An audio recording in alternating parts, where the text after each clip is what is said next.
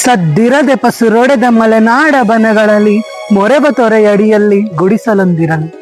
ಸದ್ದಿರದೆ ಪಸುರೊಡೆದ ಮಲೆನಾಡ ಬನಗಳಲ್ಲಿ ಮೊರೆಬ ತೊರೆಯಡಿಯಲ್ಲಿ ಗುಡಿಸಲೊಂದಿರಲಿ.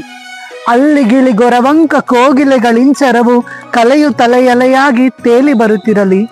ಅಲ್ಲಿಗಿಳಿ ಗೊರವಂಕ ಕೋಗಿಲೆಗಳಿಂಚರವು ಕಲೆಯು ತಲೆಯಲೆಯಾಗಿ ತೇಲಿ ಬರುತ್ತಿರಲಿ. ಅಲ್ಲಿ ಬಳಿ ಪಸಲೆಯಲ್ಲಿ ದನಗಳಂಬ ಎಂಬ ದನಿಯುದನ ಕಾಯುವವನ ಕೊಳಲೊಡನೆ ಬರಲಿ. ಅಲ್ಲಿ ಬಳಿ ಪಸಲೆಯಲ್ಲಿ ದನಗಳಂಬ ಎಂಬ ದನಿಯುದನ ಕಾಯುವವನ ಕೊಳಲೊಡನೆ ಬರಲಿ. ಅಲ್ಲಿ ಸಿರಿಗನ್ನಡದ ಕಬ್ಬಗಳ ಹಬ್ಬಗಳು ದಿನ ದಿನವೂ ಸವಿಯೂಟ ವಿಕ್ಕುತ್ತಿರಲೆನಗೆ.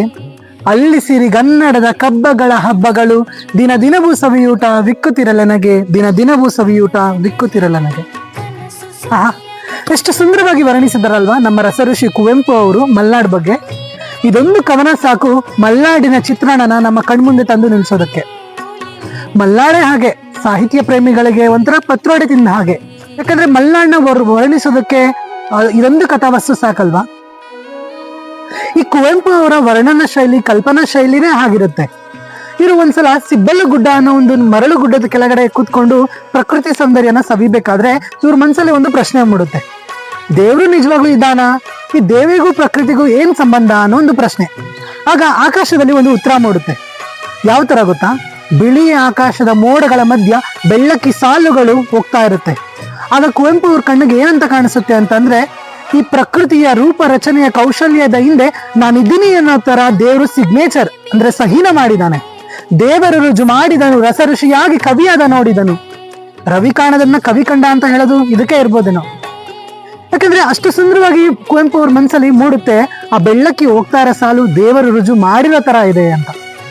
ಈ ಒಂದು ಕವನ ಪಕ್ಷಿ ಕಾಶಿ ಅನ್ನೋ ಒಂದು ಕವನ ಸಂಕಲನದಲ್ಲಿ ಬರೆದಿದ್ದಾರೆ. ಈ ಕುವೆಂಪು ಅವರ ಸಾಹಿತ್ಯ ಅಥವಾ ಶಿವರಾಮ್ ಕಾರಂತರ ಸಾಹಿತ್ಯಗಳನ್ನ ಮೊದಲಿಗರು ಯಾರ್ಯಾರು ಓದೋರು ಇರ್ತಾರೆ, ಅವರು ಏನಾದ್ರೂ ಬುಕ್ನ ಇದನ್ನ ತಗೊಂಡ್ರೆ ಸ್ವಲ್ಪ ಜೀರ್ಣಿಸ್ಕೊಳ್ಳೋದಕ್ಕೆ ಕಷ್ಟ ಆಗುತ್ತೆ. ಯಾಕಂದ್ರೆ ಅವ್ರು ಬಳಸೋ ಪದಗಳ ಶೈಲಿ, ಭಾಷೆ ಶೈಲಿ, ಸಾಹಿತ್ಯದ ಶೈಲಿ ಸ್ವಲ್ಪ ಭಿನ್ನವಾಗಿರುತ್ತೆ. ಮತ್ತೆ ಸ್ವಲ್ಪ ಕಷ್ಟ ಆಗುತ್ತೆ ಮೊದಲಿಗರಿಗೆ ಓದೋದಕ್ಕೆ. ಆದ್ರೆ ನಮ್ಮ ಪೂರ್ಣಚಂದ್ರ ತೇಜಸ್ವಿ ಅವ್ರದ್ದಾಗ್ಲಿ ಅಥವಾ ಇನ್ನೂ ಹಲವಾರು ಕೃತಿಕಾರರಿದ್ದಾರೆ, ಅವ್ರ ಪುಸ್ತಕಗಳನ್ನ ನಾವು ಕೈ ತಗೊಂಡ್ರೆ ಮೊದಲನೇ ಬಾರಿಗೆ ನಾವು ಅದನ್ನ ಓದಿ ಮುಗಿಸ್ಬೋದು. ಅಂಥದ್ದೇ ಆದ ಒಂದು ಕವಿ ಇದ್ದಾರೆ. ಅವ್ರು ಯಾರು ಅಂತಂದ್ರೆ ಗಿರಿಮನೆ ಶಾಮರಾವ್ ಅಂತ. ಇವರು ಬರೆದಿದ್ದು ಮಲೆನಾಡಿನ ರೋಚಕ ಕಥೆಗಳು ಅನ್ನೋ ಒಂದು ಸರಣಿಗಳನ್ನ ಬರೆದಿದ್ದಾರೆ. 18 ಸರಣಿಗಳನ್ನ ಬರೆದಿದ್ದಾರೆ. ಎಷ್ಟು ಸುಂದರ ಬರವಣಿಗೆ ಅಂತಂದ್ರೆ ನಾವು ಮೊದಲನೇ ಸಲನೇ ಈ ಬುಕ್ನ ಓದ್ಕೊಂಡು ಪೂರ್ತಿ ಮುಗಿಸಬಹುದು. ಮಲ್ನಾಡ್ ಬಗ್ಗೆ ಎಷ್ಟು ಚೆನ್ನಾಗಿ ವರ್ಣಿಸಿದ್ದಾರೆ ಅಂತಂದ್ರೆ, ಈ ಬಿಳಿ ಪುಟಗಳಲ್ಲಿನ ಕಪ್ಪು ಲಿಪಿಗಳ ವರ್ಣರಂಜಿತ ನರ್ತನವೇ ಮಲೆನಾಡಿನ ರೋಚಕ ಕಥೆಗಳು ಅಂತ ಹೇಳಕ್ ಇಷ್ಟಪಡ್ತೀನಿ. ಹಾಗಾದ್ರೆ ಇದನ್ನ ಓದ್ತಾ ನಾವ್ ಯಾಕೆ ಮಲೆನಾಡಿನ ಒಂದು ಚಾರಣನ ಮಾಡ್ಕೊಂಡ್ ಬರ್ಬಾರ್ದು? ಬನ್ನಿ ಹಾಗಾದ್ರೆ ಹೋಗಿ ಬರೋಣ. ಮಳೆ, ಮಲೆನಾಡು, ಮುಂಗಾರು ಮಳೆಯ ಆರಂಭದಲ್ಲಿ ಬೀಳೋ ಮೃಗಶಿರ ಮಳೆ. ಆಹಾ, ಅದೇನು ಸೊಬಗು! ದೇವರು ಖುಷಿಯಲ್ಲಿದ್ದಾಗ ಸೃಷ್ಟಿಸಿದ ಭೂಭಾಗವೇ ನಮ್ಮ ಮಲೆನಾಡಿರಬೇಕು. ಸುತ್ತ ಹಚ್ಚ ಹಸಿರಿಂದ ಕೂಡಿದ ಬೆಟ್ಟಗುಡ್ಡಗಳು, ಅಲ್ಲಲ್ಲಿ ಕಾಣಸಿಗುವ ಸಣ್ಣ ಸಣ್ಣ ಜರಿಗಳು, ಭಯಂಕರವಾದರೂ ಮನಸ್ಸಿಗೆ ಮುದ ನೀಡುವ ಮೌನವಾದ ಕಾಡುಗಳು.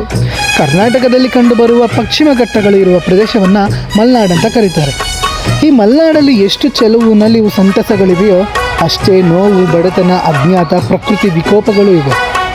ನಮ್ಮಂಥ ಬಯಲುಸೀಮೆಯಿಂದ ಬಂದಂಥ ಜನರಿಗೆ ಇದರ ಸೌಂದರ್ಯ ಮಾತ್ರ ಗೋಚರಿಸುತ್ತೆ. ಆದರೆ ಇಲ್ಲಿರುವವರಿಗೆ ಮಾತ್ರ ಅದರ ಬೇರೆ ಮುಖಗಳ ಪರಿಚಯ ಆಗಿರುತ್ತೆ.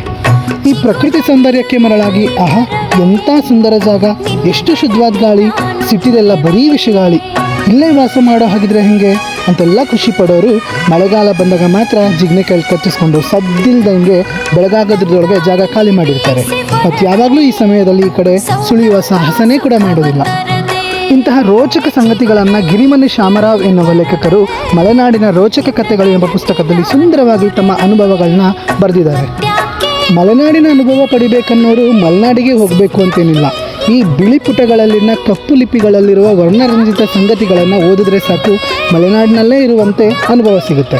ಈ ಲೇಖಕರು ತನ್ನ ನೈಜ ಘಟನೆಗಳನ್ನು ಈ ಪುಸ್ತಕದಲ್ಲಿ ಪ್ರಕಟಿಸಿರುವ ಸಹಜ ಬರವಣಿಗೆ ಓದುಗರನ್ನ ಮನಸೆಳೆಯುತ್ತಾರೆ. ಮಲೆನಾಡಿಗೂ ಹಲಸಿನ ಹಣ್ಣಿಗೂ ಹತ್ತಿರದ ನಂಟು. ಬಯಲು ಸೀಮೆಯಲ್ಲಿ ಗಟ್ಟಿ ತೊಳೆ ಇರುವ ಹಣ್ಣುಗಳು ಸಿಕ್ಕಿದ್ರೆ ಇಲ್ಲಿ ಬಿಳುವ ಎಂಬ ಇನ್ನೊಂದು ಜಾತಿಯ ಹಣ್ಣುಗಳು ಬೆಳೆಯುತ್ತೆ. ಬಂದ್ರ?